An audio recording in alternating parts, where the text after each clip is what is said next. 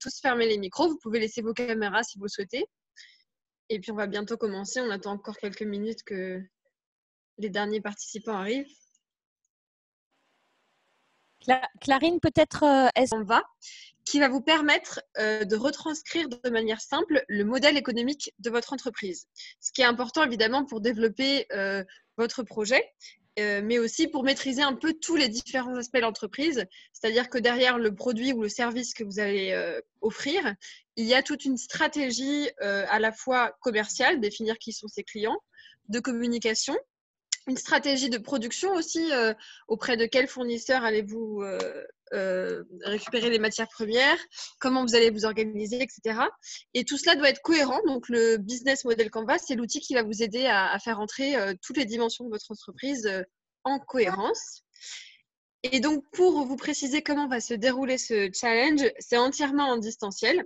Donc, aujourd'hui, c'est la visio de lancement. Donc, on va décrypter avec Vincent Roux, président du réseau Entreprendre Loire-Atlantique, le BMC, qui va vous présenter en détail le BMC. Et ensuite, vous allez pouvoir, on va avoir un temps de questions-réponses et vous allez pouvoir vous lancer dans le remplissage de votre BMC en ligne.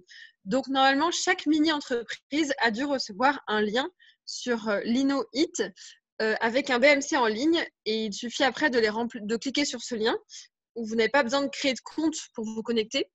Et vous pouvez ensuite, avec des petits post-it qui seront situés en haut à droite de l'écran, remplir votre BMC. Et c'est un outil qui est participatif, c'est-à-dire que toute personne ayant le lien peut remplir et peut consulter ce BMC. Donc à la fois les jeunes, l'encadrant et le mentor peuvent aussi aller voir le BMC par mini-entreprise. Voilà pour le contexte. Est-ce que j'ai oublié des choses, Sylvain, Béatrice ? Je vais couper mon micro. Donc non, c'était très bien, très clair. Donc peut-être juste préciser que je crois que nous avons posté aussi le lien de ce BMC sur la plateforme pédagogique pour chaque équipe. Ah oui, tout à fait, oui.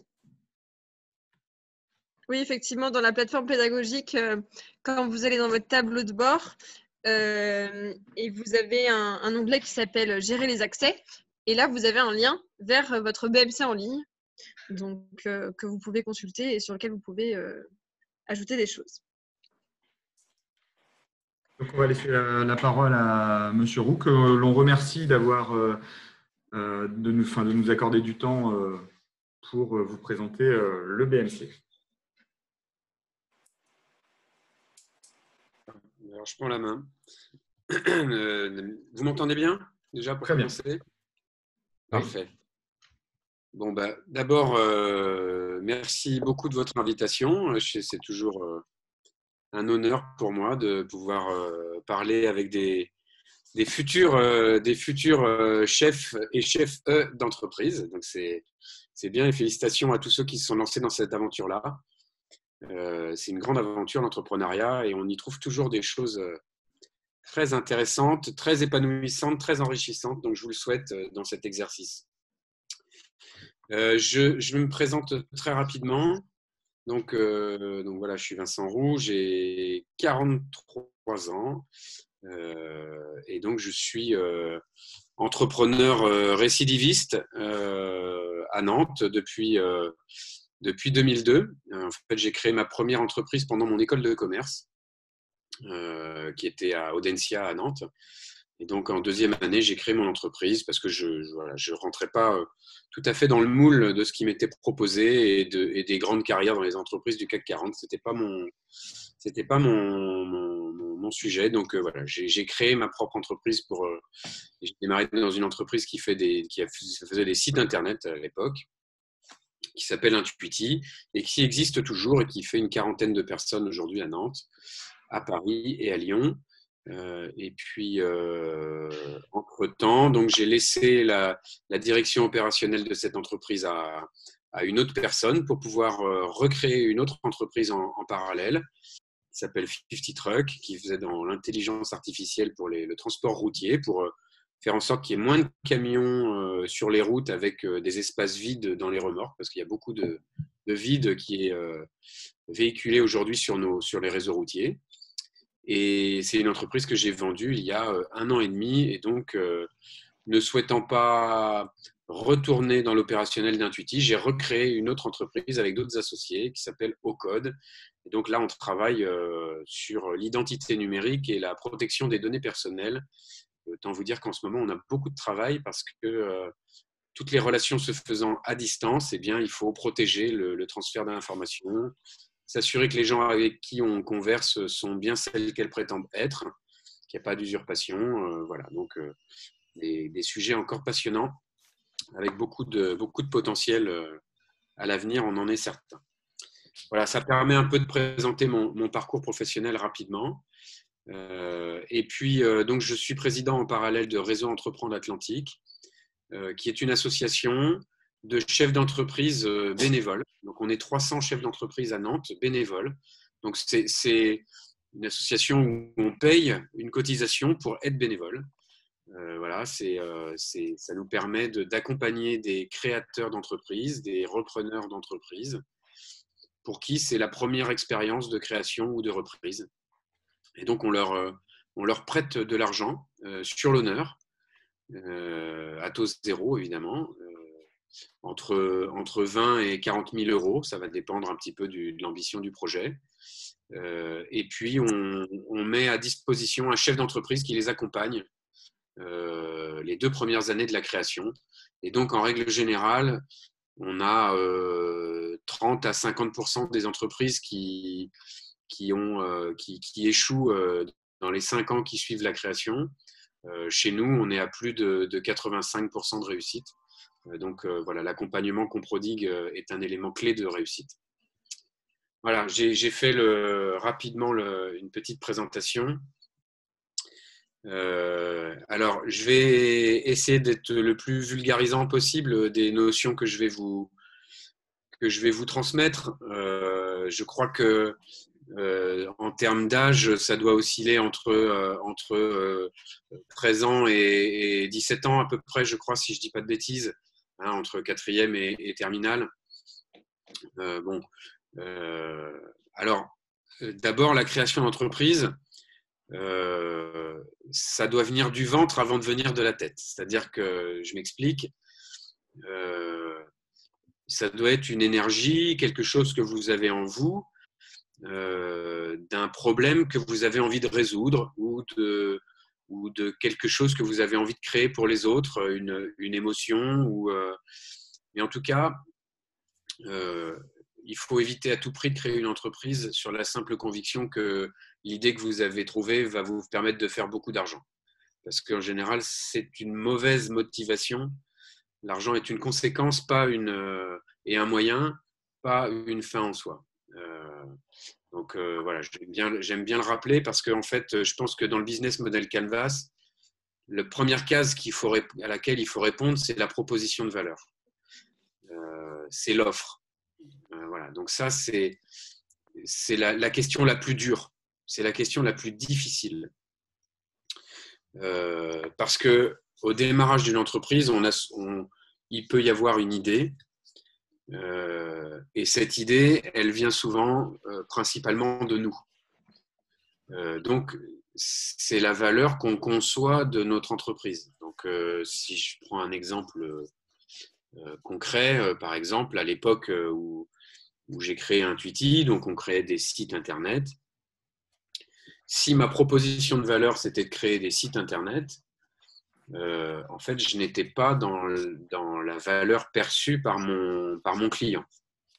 Mon client, lui, ce qui l'intéresse principalement, c'est de trouver des opportunités de business, trouver des nouveaux clients au travers de ce site Internet. Du coup, moi, ma proposition de valeur, elle est plus de permettre à mes clients de trouver de nouveaux clients grâce à Internet. Voilà, je ne sais pas si c'est très clair ce que je dis. J'espère que oui, parce que c'est difficile quand on n'a pas tous les feedbacks, quand on n'a pas les réactions et qu'on ne voit pas les visages. Mais en tout cas, voilà. Ce qu'il faut, c'est que ce que vous proposez, ça parle bien aux gens que vous avez en face.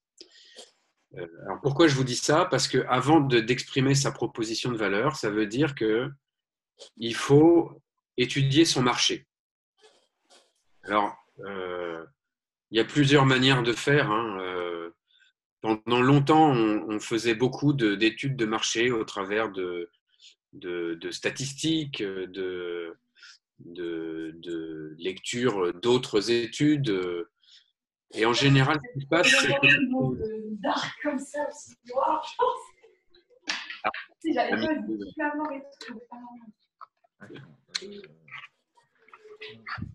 Donc, où j'en étais, moi? J'en étais sur le fait de dire qu'il faut faire une étude de marché. Et donc, pendant longtemps, on a travaillé sur des études statistiques. On allait chercher dans d'autres études, dans des bouquins, etc. Bon, ce qu'il faut savoir, c'est que quand on fait une étude de marché et qu'on est convaincu de ce qu'on veut faire, en général, on trouve toujours les réponses qu'on veut dans les études et dans les statistiques. Parfois même, quand on fait des questionnaires pour aller chercher des études auprès directement des futurs consommateurs, des futurs clients finaux, on va poser des questions qui vont s'orienter, qui vont être un peu orientées parce que ce qu'on veut, c'est que ça nous dise ce qu'on a envie d'entendre. Donc, moi, ce que je vous invite à faire, vraiment, c'est d'essayer de faire une sorte de petit prototype, soit au travers d'un schéma, soit au travers de dessins, soit au travers de mise en situation, et de confronter ça directement avec ce qui pourrait être votre client final. Parce que ça va leur permettre de se projeter et vous allez avoir les réactions les plus véritables possibles vis-à-vis de ce que vous avez envie de proposer. Pardon. Et donc, c'est à partir de ces observations de vos clients finaux, à partir des réponses qu'ils vont vous donner, en essayant de faire des questions les plus ouvertes possibles, eh bien, c'est à partir de là que vous allez pouvoir construire votre proposition de valeur. Parce qu'encore une fois, la valeur que vous allez proposer, elle sera comprise par rapport vis-à-vis de la valeur perçue par le client final et pas forcément par la valeur que vous en percevez. J'espère que ce n'est pas trop complexe ce que j'essaie d'exposer sur la proposition de valeur. Ce qu'il faudrait, c'est quelques exemples concrets. Donc, je vous ai parlé du site internet. Je peux peut-être parler d'autres produits. Si je prends par exemple des produits qui sont plus de votre âge ou ou en tout cas plus proche de vous, Instagram par exemple, sa proposition de valeur, c'est intéressant parce qu'il en a deux en fait de propositions de valeur. Instagram, c'est de vous rapprocher les uns les autres au travers de photos de votre vie. On va dire ça comme ça. Et donc de vous permettre de vous mettre en avant entre amis au travers de clichés photographiques qui illustrent des instants de votre vie. Bon. Ça, c'est la première proposition de valeur. Et la deuxième proposition de valeur, et elle est importante parce que du coup, ça va nous amener à la deuxième notion qui est celle de qui paye, qui sont les clients. La deuxième proposition de valeur, c'est de permettre de toucher en masse plein de gens pour faire la publicité de son image ou de sa marque. Parce qu'aujourd'hui, ça ne vous a pas échappé, Instagram, c'est gratuit. Pour vous tous qui l'utilisez, c'est gratuit. Alors, comment est-ce qu'ils gagnent leur vie? Eh bien, ils ont une deuxième cible. Donc là, je passe de la case offre, proposition de valeur à la case segment de clientèle. Qui sont mes clients? Eh bien, aujourd'hui, les clients d'Instagram, ce sont les marques. D'accord? Aujourd'hui, les clients d'Instagram, ce sont des marques qui veulent pouvoir se faire connaître auprès d'une grande quantité de population. Par affinité tant qu'à faire, puisqu'en fait, sur Instagram, en fonction des images que vous allez liker, en fonction des commentaires que vous allez faire, votre profil va être affiné. Et donc, en fonction de ça, vous aurez des publicités qui seront exactement celles qui vous correspondent. Et donc, vous aurez plus envie d'acheter des choses qui sont face à vous. Donc, on vous profile. Nous, on en a fait beaucoup chez Intuiti, de la publicité comme ça. Donc, on vous profile. On sait ce que vous faites, qui vous êtes, ce que vous aimez, ce que vous n'aimez pas, etc., etc. Bon. Donc, dans votre segment de clientèle, eh bien, vous avez à la fois finalement toute la population. Idéalement, je la segmente, cette population. Donc, aujourd'hui, Instagram, je suis plutôt sur une population qui va être entre 14 et 25 ans. Voilà, grosso modo, je vais avoir le gros de ma troupe qui va être par là.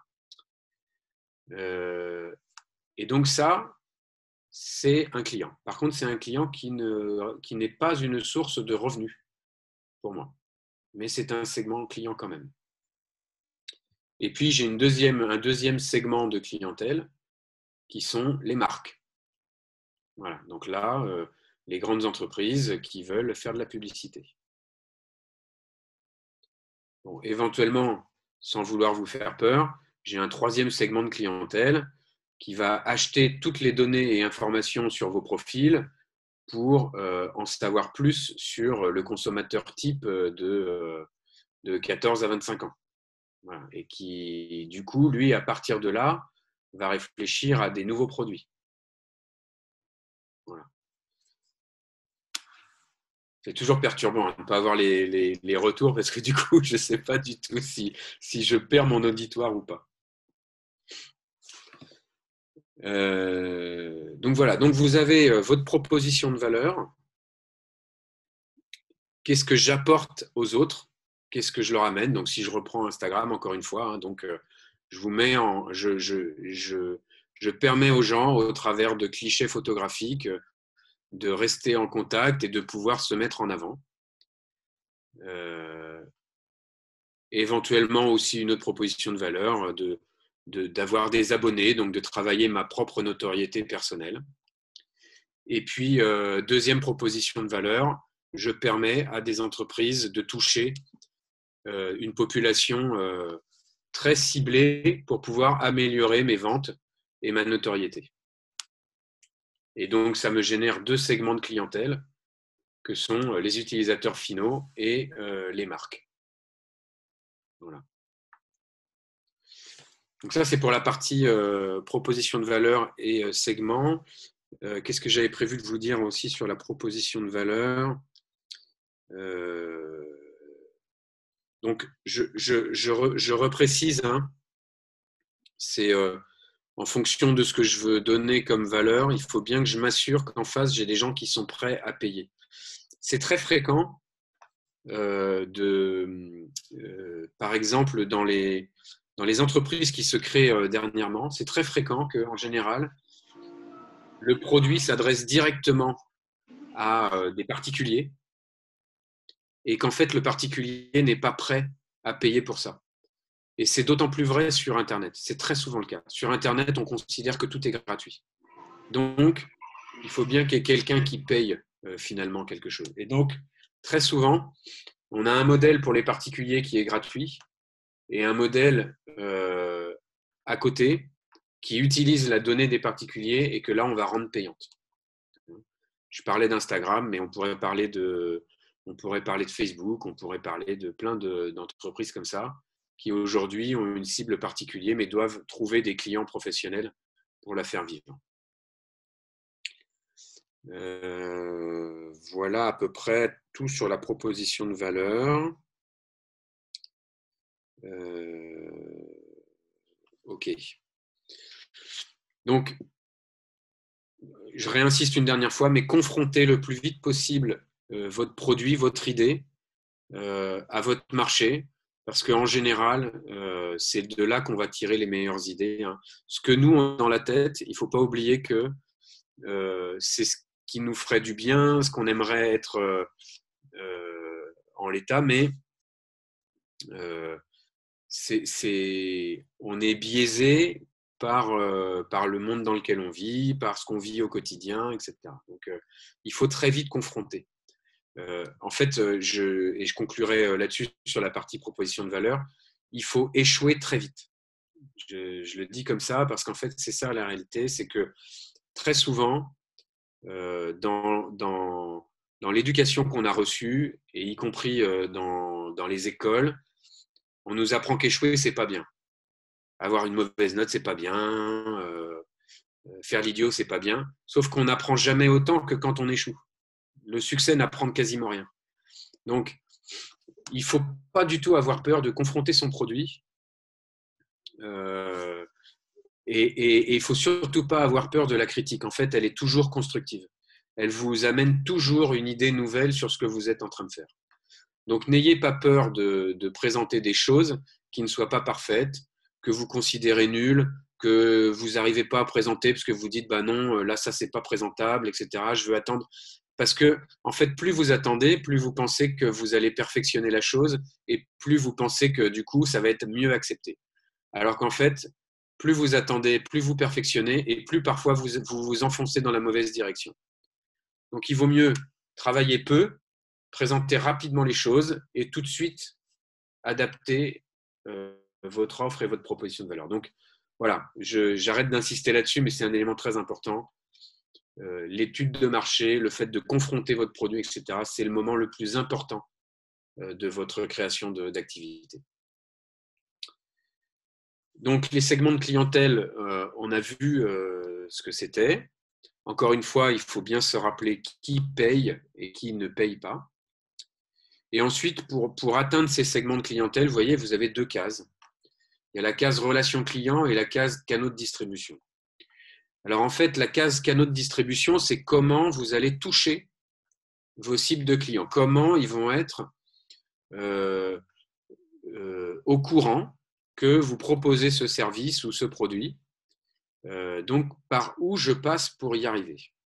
Alors là, il y a plein de façons de faire. Hein. Ça peut être, si c'est ce qu'on appelle mass market, donc c'est-à-dire un marché de masse, on essaie de trouver des solutions type télévision, radio. Voilà, on peut aller chercher des grands médias comme ça pour se faire très vite connaître du plus grand nombre. C'est très coûteux en général, mais ça peut être un investissement qui vaut le coup s'il y a un très gros potentiel de marché. Je peux me servir tout simplement d'une force de vente, on appelle ça, donc des commerciaux, des gens qui sont sur la route et qui vont aller directement voir vos futurs clients. On peut se servir du bouche à oreille, c'est aussi une stratégie, hein, ça fonctionne parfois très très bien, hein. Et donc de satisfaire des gens qui eux-mêmes vont en parler, des systèmes de parrainage, le cas échéant. On peut imaginer des réseaux de distribution.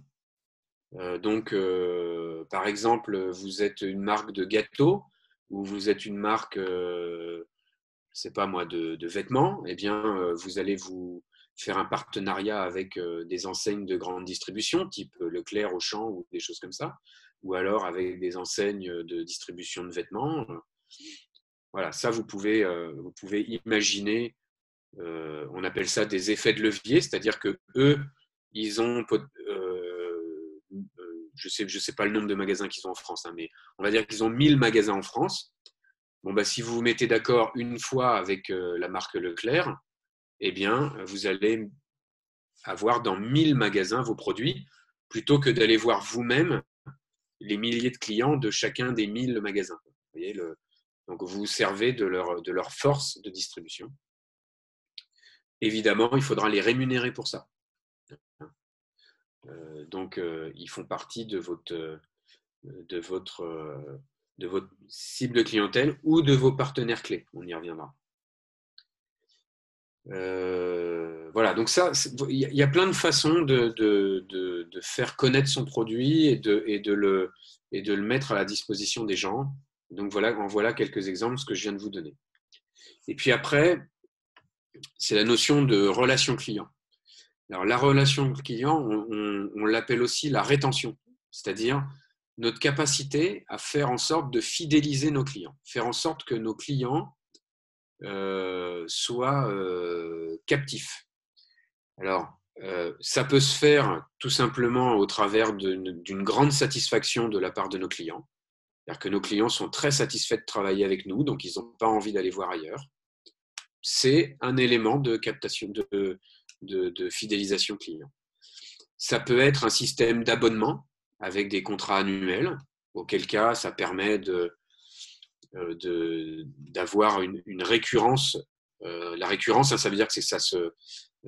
par exemple, un abonnement tous les mois, ça c'est une récurrence, hein, donc ça revient régulièrement. Ce qui est un modèle économique d'ailleurs très confortable, hein, puisqu'on sait déjà d'une année sur l'autre quasiment le chiffre d'affaires qu'on va faire. Eh bien, ça peut être une forme de rétention. Ça peut être également, vous voyez par exemple, je vais parler de Nespresso, le café Nespresso.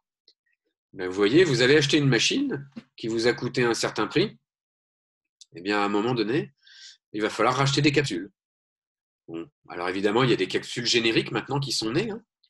Mais enfin, l'idée, c'est quand même d'aller acheter ces capsules chez Nespresso. Donc, j'arrive à capter mon client durablement parce que je vends des consommables.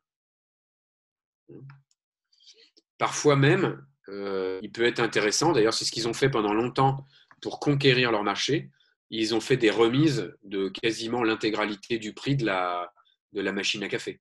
Hein, donc, ils vous disaient, vous avez un bon de réduction de 150 € sur la machine à café.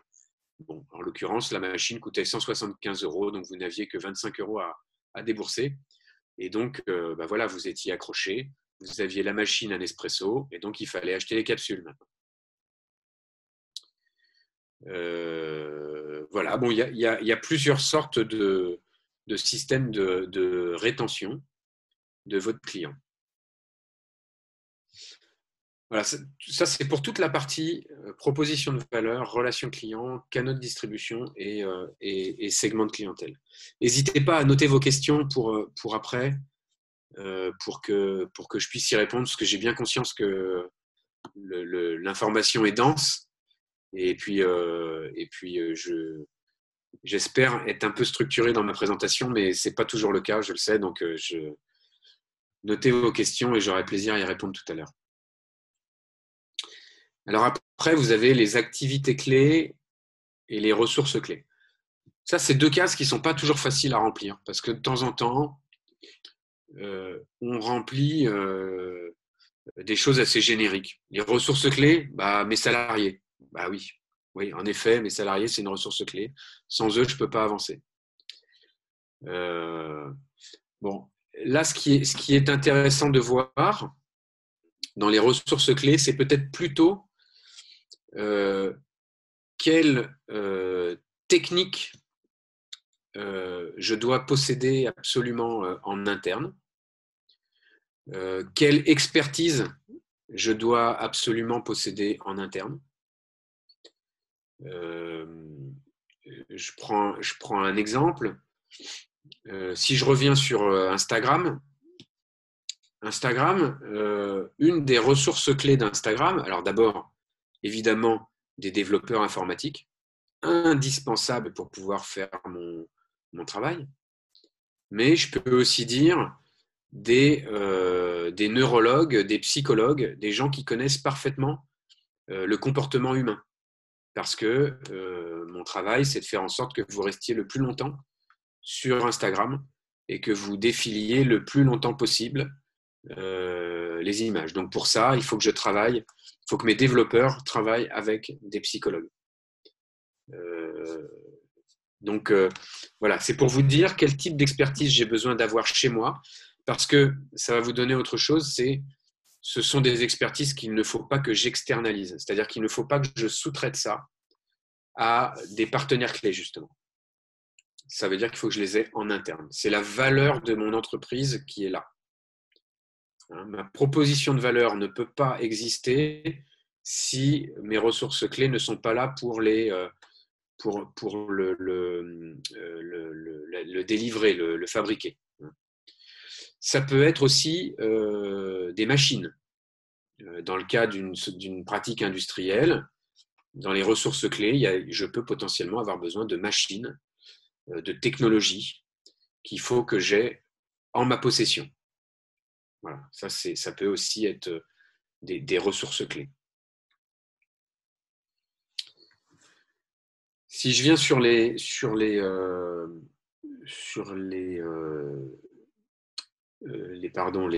activités clés.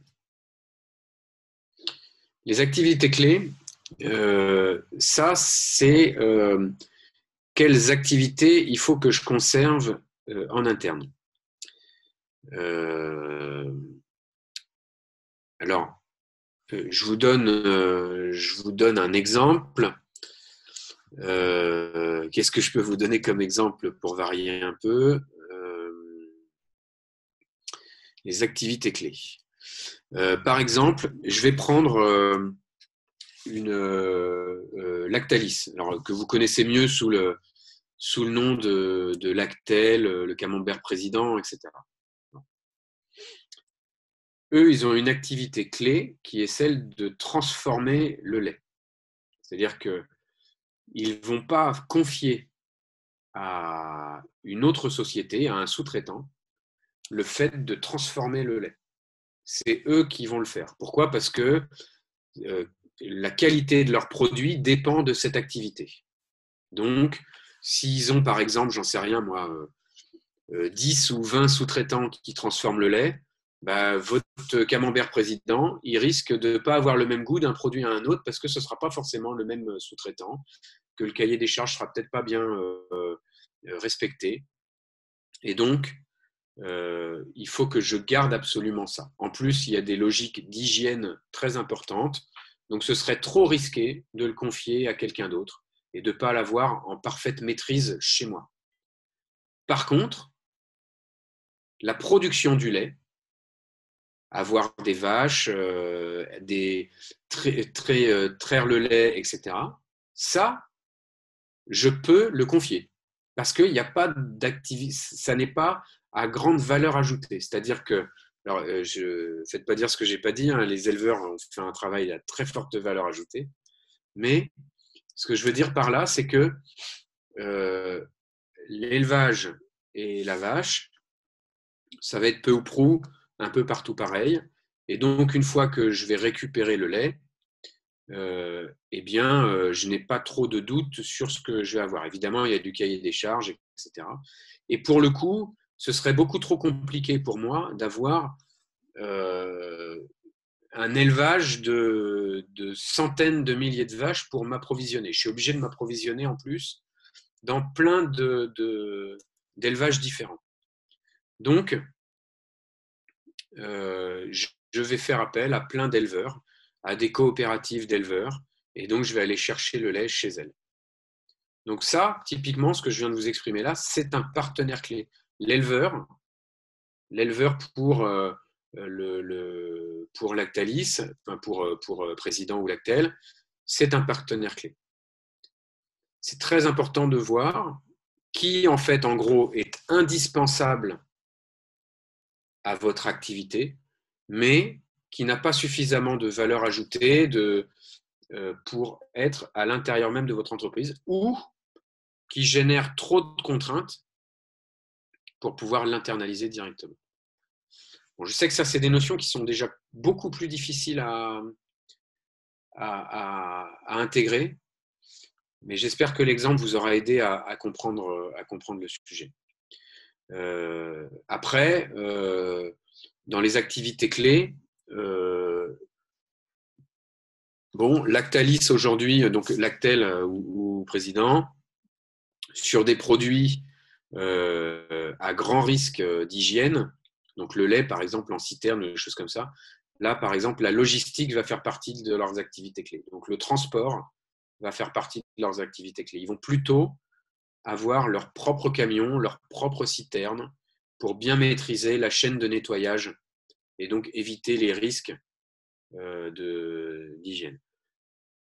Pour le camembert, pour le beurre, la chaîne du froid est moins compliquée. Là, je vais pouvoir sous-traiter à des sociétés de transport qui savent gérer des produits frais. Donc, vous voyez la différence entre les activités clés et les partenaires clés. J'espère que c'est éclairant pour vous.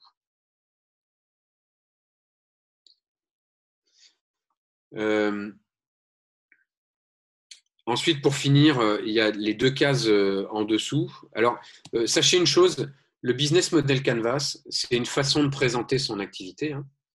Par contre, ça ne s'occupe pas du tout de l'environnement. C'est-à-dire que le business model Canvas, à lui tout seul, par exemple, ne parle pas de la concurrence.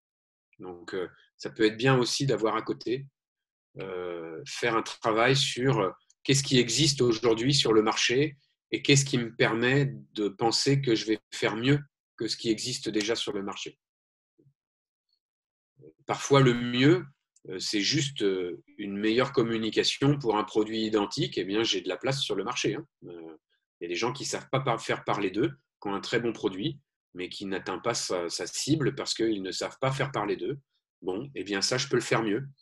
Donc, en fait, ce qu'il faut se dire, c'est que chaque case du business model Canvas peut être un élément que vous pouvez faire mieux que les autres. Ensuite, donc, si on va sur la partie basse, donc vous avez évidemment votre structure de coûts et votre source de revenus. Donc ça, c'est votre modèle économique. Je vous ai dit en introduction qu'il ne fallait pas créer une entreprise pour gagner de l'argent. Il ne faut pas créer une entreprise simplement pour gagner de l'argent. Je le dis, une entreprise qui pourra vivre longtemps, c'est une entreprise qui fait des bénéfices. Donc, une fois que vous avez vu toutes vos cases, eh bien maintenant, il faut savoir si la façon dont vous avez imaginé votre modèle, eh bien, c'est rentable. Est-ce que c'est rentable? Donc, et ça veut dire, est-ce que je vais faire du bénéfice là-dessus? Je fais une parenthèse très rapide. C'est à quoi ça sert de faire du bénéfice? Le bénéfice, en fait, vous voyez, là en ce moment, c'est criant de vérité. Le coronavirus, les entreprises qui n'ont pas fait suffisamment de bénéfices avant le coronavirus, alors évidemment, personne ne pouvait prévoir une période comme celle-là, mais ça permet de constituer des réserves. Et ces réserves, elles permettent de passer les étapes parfois difficiles d'un contexte national, international, sanitaire, etc. Donc, en gros, toutes les entreprises qui avaient bien fonctionné jusqu'ici et qui avaient conservé beaucoup d'argent dans l'entreprise, eh bien, vont passer la crise sans trop de problèmes. Sans trop de problèmes. Toutes celles qui étaient très, très justes au niveau de leur rentabilité, eh bien, ça va être beaucoup plus compliqué. Par ailleurs, faire du bénéfice, c'est aussi se donner une capacité d'investissement. On en a parlé tout à l'heure, Nespresso, donc c'est Nescafé qui est derrière Nespresso. Il a fallu investir des millions et des millions d'euros au début pour que les gens achètent des machines et vous avez vendu les machines à perte pour pouvoir conquérir le marché, pour que les gens s'équipent et pour pouvoir vendre ensuite vos capsules. Eh bien, c'est un modèle où on se dit, allez, pendant 3 ans, j'accepte de perdre de l'argent pendant 3 ans pour pouvoir en gagner ensuite. Donc, ça permet de faire de l'investissement, le profit. Et puis, le profit, ça sert aussi à autre chose. Alors ça, après, c'est plus ma doctrine et celle d'un certain nombre de chefs d'entreprise dans l'Ouest.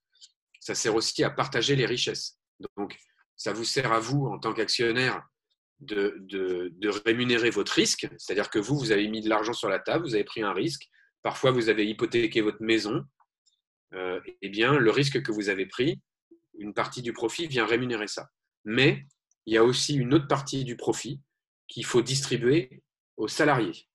Parce que c'est une manière aussi de les récompenser de l'effort collectif qui a été donné. Et donc, voilà, ça, c'est un élément très important. Voilà.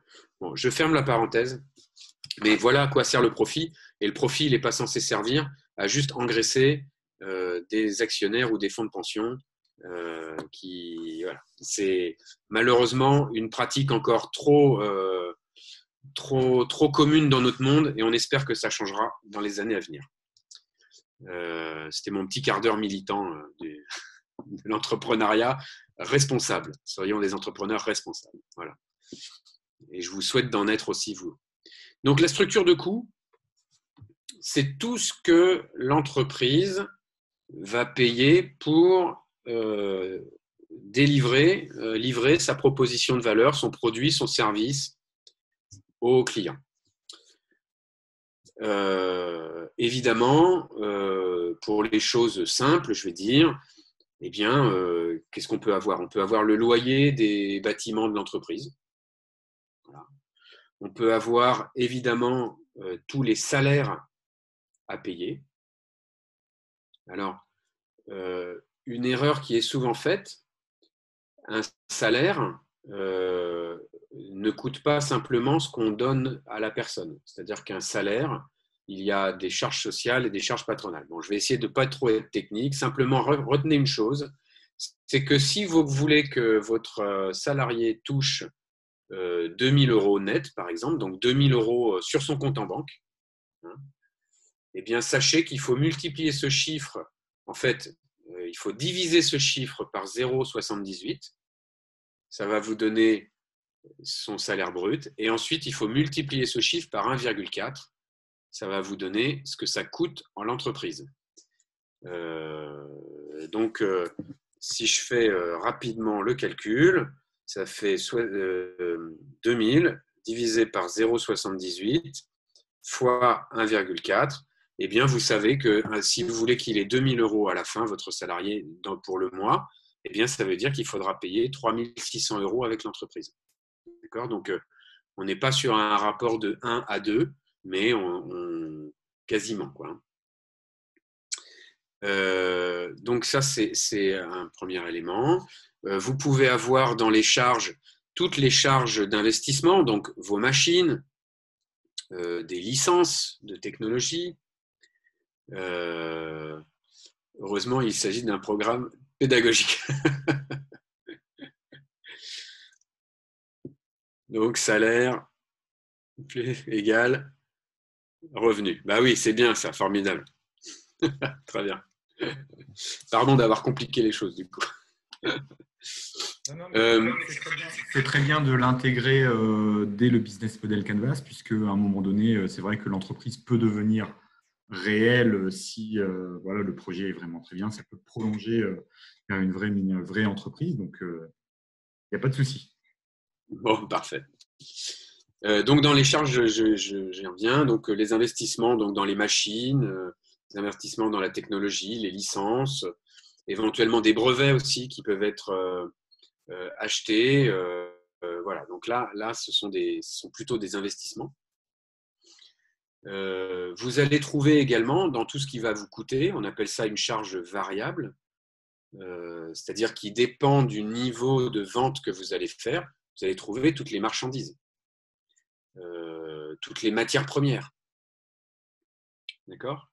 Donc ça, si vous fabriquez, par exemple, j'en sais rien, vous fabriquez des skateboards, je tombe dans tous les clichés des enfants de 14 à 18 ans, désolé.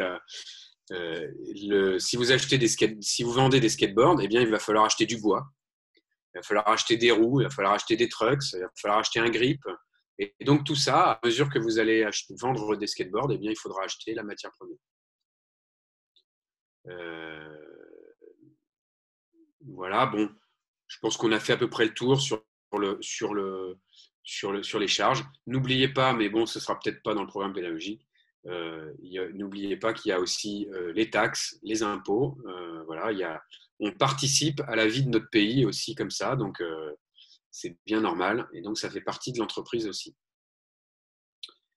Il peut y avoir aussi toutes les charges de publicité, de communication. Voilà, il faut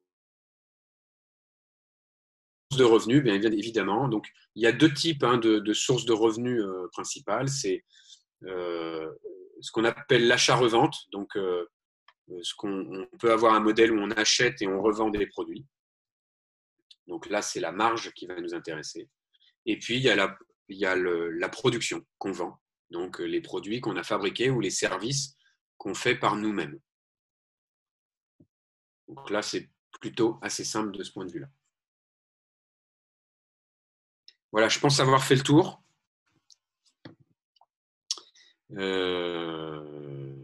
Sûrement de manière imparfaite, mais j'attends avec impatience vos questions. Est-ce que dans le chat, il y avait des questions? Autrement, n'hésitez pas à rallumer vos micros si vous le souhaitez. Ou poser les questions par chat. Par chat, oui, effectivement. Moi, j'ai une première question sur l'étude de marché. Vous disiez qu'en fait, très souvent, on a des questions qui sont assez orientées vers ce qu'on a envie d'entendre. Oui. Ce qui ne m'étonne pas, effectivement. On a envie d'entendre, est-ce que ce produit va vous plaire? Enfin, on pose les questions d'une certaine manière à ce que les clients nous répondent positivement. Est-ce que vous avez des conseils justement pour réfléchir à ces questions et formuler les choses différemment pour éviter d'avoir un biais, on va dire, dans l'étude de marché? Je pense qu'il vaut mieux poser des questions sur le problème rencontré ou sur le manque que vous imaginez être une réalité chez les gens, plutôt que sur votre produit. Parce que souvent, on pose des questions sur notre produit en disant et si un produit pouvait faire ci ou ça, est-ce que vous seriez prêt à l'acheter? Bon, souvent, quand c'est intelligent, les gens vont dire ah bah oui, bien sûr, je suis prêt à l'acheter. Mais après, une fois que c'est sur le marché, entre oui, je suis prêt à l'acheter et le fait de sortir la carte bleue, il y a parfois une grande différence. Donc, ce qu'il faut, c'est arriver à mesurer vraiment à quel point c'est un problème pour la cible que vous avez. Donc, pour savoir si c'est, on dit dans notre milieu, est-ce que c'est un nice to have ou est-ce que c'est un must have? Donc, est-ce que c'est quelque chose qui serait sympa à avoir, sympa à vivre, ou est-ce que c'est quelque chose dont j'ai un absolu besoin? Et ce n'est pas du tout la même chose, parce que du coup, en termes de prix déjà, vous n'allez pas pouvoir gérer la même chose. Donc, c'est beaucoup plus intéressant de poser un maximum de questions sur jusqu'à quel point c'est vraiment un problème pour les gens qui sont en face. En fait, l'étude de marché, on pourrait presque se dire que c'est apprendre à connaître ceux qu'on vise, les personnes qu'on vise. Donc, il faut que je comprenne le mieux possible ce qu'ils vivent au quotidien, etc. Qu'est-ce qui les gêne, qu'est-ce qu'ils aiment, qu'est-ce qu'ils détestent. Voilà. Et on va plus facilement bâtir son produit là-dessus que d'avoir tout de suite une idée de produit et d'essayer finalement dans le questionnaire de convaincre que c'est le bon produit dont ils vont avoir besoin. Bonjour, tout à l'heure vous disiez confronter votre prototype au client final pour pouvoir recueillir les impressions. Donc, ce n'est pas faire à l'étude de marché, ça alors? Alors, c'est une forme d'étude de marché, le prototype. C'est-à-dire que alors, ça peut prendre plein de formes, mais en fait, à chaque fois que vous confrontez à un prototype, eh bien, vous allez relever tout de suite les interrogations, la capacité d'acceptation de votre client. Si, par exemple, j'en sais rien moi, vous voulez faire un nouveau modèle de trottinette. Bon. Alors évidemment, si vous faites une présentation produit avec une plaquette, vous allez montrer une très belle trottinette, très bien faite par un designer.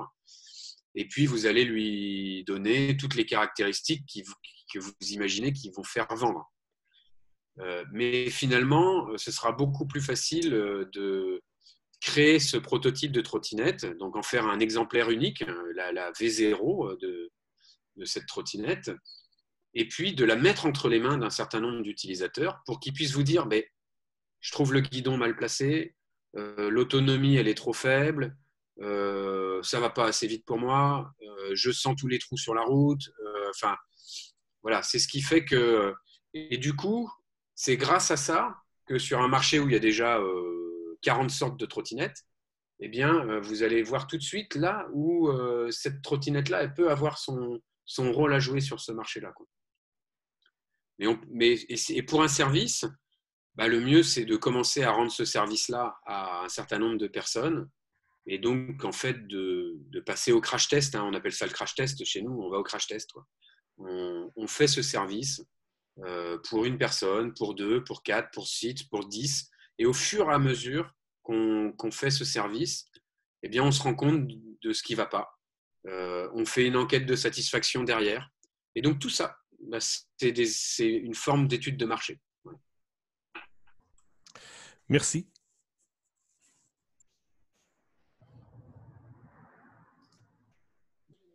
D'autres questions?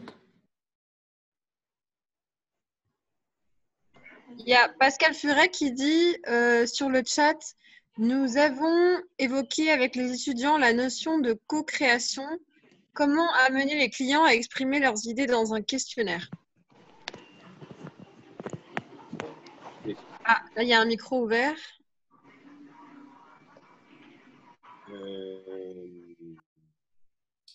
Je sais pas comment répondre à la question sans redire potentiellement ce que j'ai dit avant, mais ou alors est-ce que la question peut être précisée pour savoir si à quel endroit il faut que je détaille un peu plus? Parce que Ouais, Pascal, est-ce que si tu as ton micro allumé, est-ce que tu peux préciser ta question? Oui, vous m'entendez? Oui. Oui, bonjour. Donc, en fait, quand on présente les choses comme vous l'avez fait assez traditionnellement, on parle d'études de marché, mais c'est vrai qu'aujourd'hui, comme vous l'avez dit, les clients doivent être intégrés finalement dans le projet. Et moi, la question que je me posais, c'était comment on amène dans un questionnaire qui se veut être un questionnaire en amont de la finalisation de l'idée, en fait, comment on peut les amener clairement à se prononcer sur telle ou telle amélioration de produit, alors qu'ils n'ont pas forcément, comme vous l'avez dit, une idée de ce que le produit va pouvoir donner. Je ne sais pas si je suis très claire. Si, j'entends. Ce que vous dites, c'est que si on n'a pas forcément les moyens, par exemple, de faire un prototype, notamment, et donc de mettre entre les mains quelque chose, comment on les fait sortir un peu de cet aspect de pur questionnaire quantitatif, on va dire, pour qu'ils puissent vraiment amener ce qu'eux verraient dans le produit et qu'ils participent vraiment à sa conception? C'est bien ça? Voilà, c'est ça. Oui, c'est ça. Tout à fait. Ok. Alors, on fait ce qu'on appelle des focus group.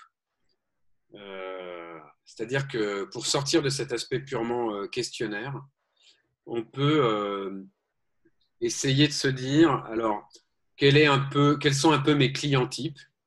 Et on va inviter 8 à 12 personnes. C'est à peu près ça, un focus group, hein, il ne faut pas plus. 8 à 12 personnes qu'on va mettre dans une pièce. Et en fait, à qui on va… il y a une petite animation. Alors, il ne faut pas hésiter à aller voir sur Internet comment se déroulent les focus group. Mais en gros, c'est une petite animation pour dire, voilà, j'en ai un qui me vient en tête qu'on a fait avec la SNCF, par exemple. C'est quoi le parcours? C'est quoi, vous, votre parcours? Qu'est-ce qui se passe entre le moment où vous décidez de prendre le train et après que vous ayez fait ce voyage en train? Donc, on décrit avec eux toutes les étapes. On appelle ça la consumer journey, donc la journée type du consommateur sur ce truc-là. Et donc, on leur fait décrire ce qu'ils vivent aujourd'hui. Donc, voilà, j'ai l'idée de faire un travail pour X raisons. Je vais sur le site de la SNCF. Je me rends compte que parfois, c'est pas si facile de prendre un billet. Ça bug. Voilà. Après, j'ai mon billet, mais je sais pas où le retrouver de manière électronique. Bref, on prend tous les éléments. Et après, on leur demande de construire eux-mêmes ce que pourrait être le parcours idéal et qu'est-ce qui manque en termes de service dans ce parcours-là. Donc, de la même manière que je parlais pour la trottinette tout à l'heure, c'est pareil. C'est de leur dire, aujourd'hui, voilà, comment vous vous servez de cette trottinette, expliquez-nous. Et en fait, donc c'est assez ouvert et c'est eux qui produisent toute la matière du focus group.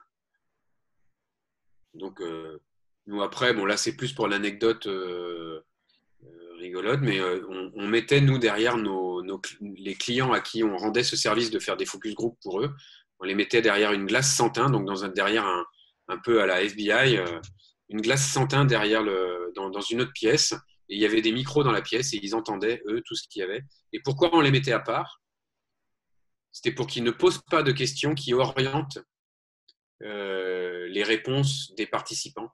Parce que souvent, ils auraient orienté les questions pour avoir les réponses qu'ils attendaient. Je ne sais pas si j'ai répondu à la question. Oui, oui, très bien. Merci beaucoup.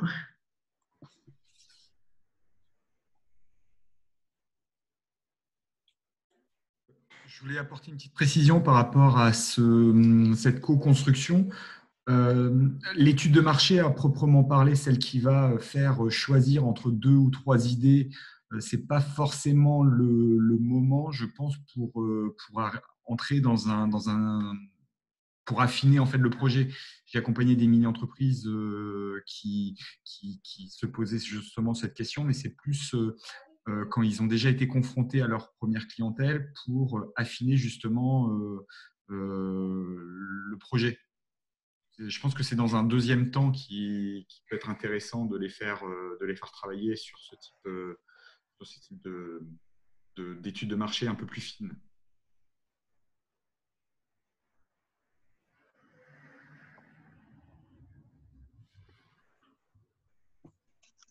Après, en tout cas, un autre enseignement qui peut être intéressant, c'est s'il y a possibilité, réaliser l'étude de marché avec déjà un premier prototype. C'est une vraie plus-value, en tout cas pour les mini-entrepreneurs, pour avoir des retours assez sincères et peut-être plus ciblés que sans prototype, quoi. Après, c'est s'il y a possibilité, évidemment. Dites-vous bien qu'il faut vraiment garder ça en tête, surtout garder ça en tête. Peu importe la méthode, en fait, j'ai envie de dire, mais gardez bien ça en tête. On a envie que notre idée marche. Donc, parfois, on se ment à nous-mêmes. Et donc, vraiment, vraiment, vraiment, faites le maximum de choses pour pouvoir écouter véritablement ce dont les gens ont besoin.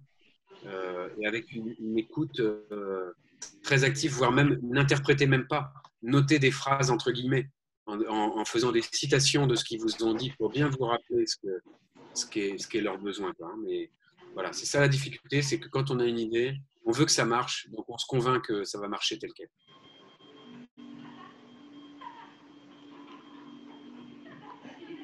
Je pense que, merci beaucoup. Je pense qu'il y a d'autres questions ou on va clôturer. Je vous ai présenté. Oui, moi j'aimerais vous poser une question là. Allez-y. Ok. J'aimerais savoir pourquoi y a-t-il de différence entre l'étude du marché européen et l'étude du marché chinois? Ça, c'est ma première question. La deuxième question, pourquoi on rencontre beaucoup souvent les produits chinois sur le marché par rapport aux produits européens? Oui, c'est une question, c'est une très bonne question. Sur l'étude de marché, déjà, alors l'Europe n'est pas un marché, hein, déjà, c'est-à-dire que les Allemands n'achètent pas nécessairement de la même manière que les Français, qui n'achètent pas de la même manière que les Espagnols, qui n'achètent pas de la même manière que les Italiens. D'ailleurs, c'est le grand drame pour nous, c'est que on a un marché intérieur qui est assez petit. Donc, en fait, il y a des différences culturelles qui s'affichent partout dans le monde. Et donc, une étude de marché qui serait faite en France, eh bien, effectivement, elle ne va pas être valable en Chine parce que les attentes ne sont pas les mêmes, les problèmes ne sont pas les mêmes, l'éducation n'est pas la même, la culture n'est pas la même. Donc, c'est pour ça que c'est vraiment impératif de faire des études de marché qui soient différenciées pour chaque pays. Voilà. Il n'y a pas de… Même si je prends la Chine ou les États-Unis ou même la Russie, qui sont des très grands pays, où on pense que c'est qu'une seule et même nation, eh bien, il y a sûrement des différences, je ne suis pas spécialiste, hein, mais il y a sûrement des grandes différences entre quelqu'un qui habite à San Francisco ou quelqu'un qui habite au fin fond de l'Arkansas. Et donc, les besoins ne seront peut-être même pas les mêmes. Ça, c'est la première réponse. Et donc, en effet, dans ce que tu dis, mais par contre, eux, les Chinois, ils fabriquent des produits qui marchent partout dans le monde. Et en fait, ce qui se passe, c'est que pour l'instant, la Chine est le producteur mondial des produits de l'ensemble des pays. C'est-à-dire que eux, aujourd'hui, ce sont nous, Européens, Américains, Amérique du Sud, Africains, Russes, etc. En fait, on vient demander à l'Asie de fabriquer des produits que nous, on a étudiés pour notre marché. Donc, c'est pour ça aussi qu'il y a beaucoup de produits chinois qui inondent le marché un peu partout dans le monde. Ce serait ma réponse. Mais après, encore une fois, je ne suis pas spécialiste de l'international. Oui. Parce que vu mes remarques, il s'avère qu'aujourd'hui, on rencontre beaucoup plus de produits chinois sur le marché mondial par rapport aux produits européens, ainsi de suite. Oui. À cela, je dirais que quelque part, ils ont une bonne étude sur le marché, c'est-à-dire du côté concurrence, qualité, stratégie sur le marché. Je dirais qu'ils sont un peu beaucoup en avance aujourd'hui sur le marché mondial par rapport aux Européens, quelque part. C'est pourquoi je vous ai posé la question. Pourquoi on les rencontre beaucoup souvent? Parce qu'aujourd'hui, on ne parle pas du marché africain. Aujourd'hui, la Chine est numéro 1 aujourd'hui en Afrique. Et pourtant, les Européens, ils étaient les premiers avant les Chinois sur le continent africain. Mais aujourd'hui, la Chine a pu les déclasser et s'imposer sur le continent africain. C'est des trucs que je n'arrive pas du tout à comprendre par rapport à l'évolution de la science, de la technique et de la technologie européenne, que la Chine arrive à s'imposer devant les Européens sur le marché mondial. Oui. Et je pense que la Chine, déjà, est beaucoup plus tournée vers l'international. Ce qu'on remarque souvent des entreprises françaises, c'est qu'elles ne sont pas beaucoup tournées vers l'international. On cherche d'abord à exister sur notre territoire et on est assez peu tourné vers l'international. Les Américains ont été très tournés vers l'international. Ils ont beaucoup colonisé. Il suffit de parler de Coca-Cola ou des trucs comme ça, hein, qui ont été des gros colonisateurs de marché partout dans le monde. Et aujourd'hui, c'est au tour de la Chine d'être plutôt dans cette démarche-là. Je pense qu'ils ont une capacité effectivement à chercher ailleurs que chez eux des débouchés de marché. Donc, ils prennent la peine d'étudier les différents marchés. Ensuite, ils ont une capacité aussi à prendre ce qui existe et à le refaire très bien. C'est-à-dire que voilà, ils vont aller sur des marchés domestiques, on appelle ça, sur des marchés domestiques. Donc, ils vont aller voir en Afrique ce qui se fait, de quoi ils ont besoin, etc. Et ils vont faire très rapidement. Ils ont une capacité de développement et de fabrication très rapide. Parce que c'est l'usine du monde. Hein. Voilà, aujourd'hui, c'est un peu ça, quoi. Donc, on organisera peut-être un webinaire justement sur le marché chinois, mais là, je pense que l'on est en train de dévier par rapport à notre thématique, donc à l'intention des mini-entrepreneurs. Donc, c'est fort intéressant. Voilà. Donc, là, on vous a présenté justement au fur et à mesure, à un moment donné, les différents outils, les différentes cases dont était composé le business model Canvas. Donc, un grand merci pour cette intervention. Là, je vois qu'il y a 42 participants pour 46 au début. Donc, on n'en a pas perdu beaucoup pendant l'intervention. Voilà, si ça peut vous rassurer, M. Roux, il n'y a pas eu beaucoup de pertes. Donc, c'est plutôt intéressant sur cette présentation. Je vois qu'il y a une conversation. Donc, quelle est la suite attendue ? Donc, vous voyez qu'au fur et à mesure que la présentation se faisait, je l'ai pris un petit peu en cours pour réaliser le business model Canvas type. Donc, on vous a dit en début de présentation que vous aviez un lien personnel pour votre mini-entreprise. Donc là, vous voyez l'URL qui est en test, la BMC test, si n'importe qui de chez lui pourrait se connecter en même temps que moi et rajouter des post-it.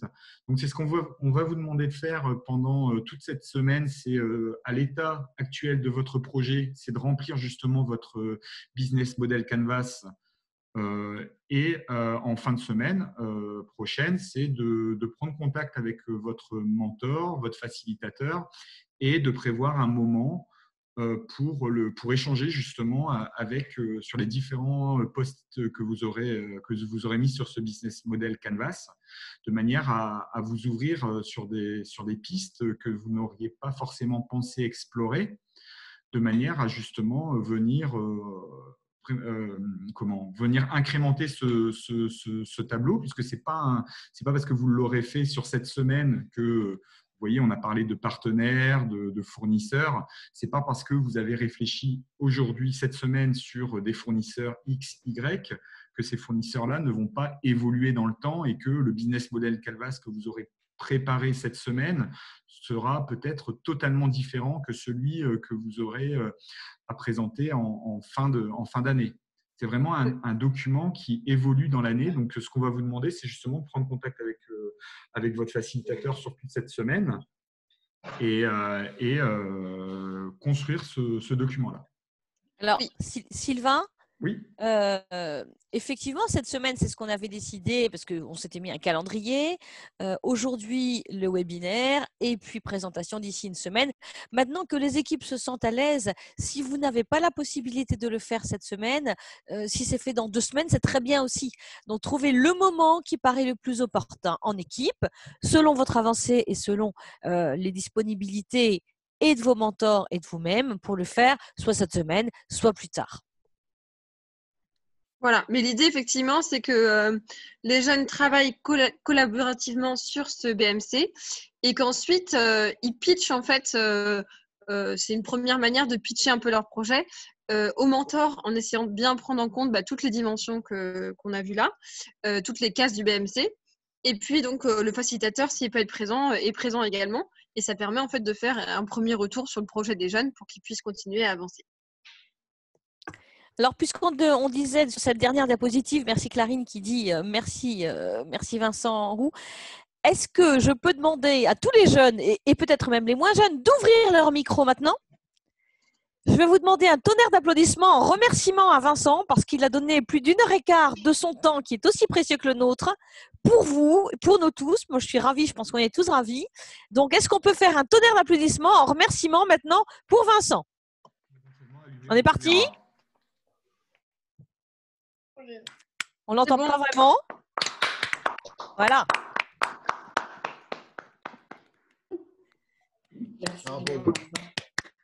Bon, merci à vous. C'était un bon essai. Merci beaucoup. C'est moi qui vous remercie. À bientôt et puis bon courage pour vos projets. Merci à vous. Merci à vous. Au revoir. À bientôt. Merci, au revoir.